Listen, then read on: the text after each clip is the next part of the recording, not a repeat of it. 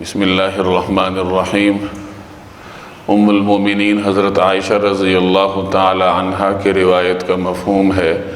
کہ رسول اللہ صلی اللہ علیہ وسلم جب جنابت کا غسل فرماتے تو پہلے اپنے دونوں ہاتھوں کو دھوتے، اس کے بعد وضو فرماتے جس طریقے سے نماز کے لیے وضو کیا جاتا ہے،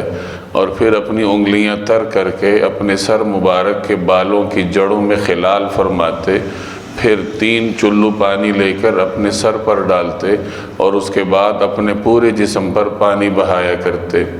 یہ سنن نسائی کے روایت کا مفہوم ہے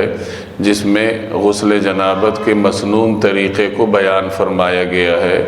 اس روایت اور دیگر روایات کو پیش نظر رکھتے ہوئے علماء کرام نے غسل جنابت کے مسنون طریقے کو یوں بیان فرمایا کہ اگر کسی شخص نے فرض غسل کرنا ہو تو اس کے لیے مسنون یہ ہے کہ پہلے اپنے ہاتھوں کو دھو لے، اس کے بعد استنجا کرے، جسم پر جہاں کہیں نجاست لگی ہو اس کو دور کر لے،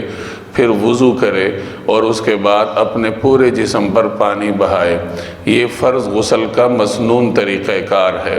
البتہ اگر کوئی آدمی صرف اچھے طریقے سے کلی کر لے اور پھر ناک میں اچھے طریقے سے اس طرح پانی پہنچائے کہ ناک کے نرم حصے تک بھی پانی پہنچ جائے اور پھر پورے جسم پر پانی بہا لے تو اس کا بھی فرض غسل ادا ہو جاتا ہے، کیونکہ اس نے کم از کم فرائض کو پورا کر دیا ہے۔ البتہ بہتر یہ ہے کہ آدمی اسی مسنون طریقہ کار کے مطابق غسل کرے جس کا بیان ہم نے آج ام المومنین حضرت عائشہ رضی اللہ تعالی عنہا کی روایت میں پڑھا ہے۔ اللہ تبارک و تعالی سمجھنے کی توفیق عطا فرمائے۔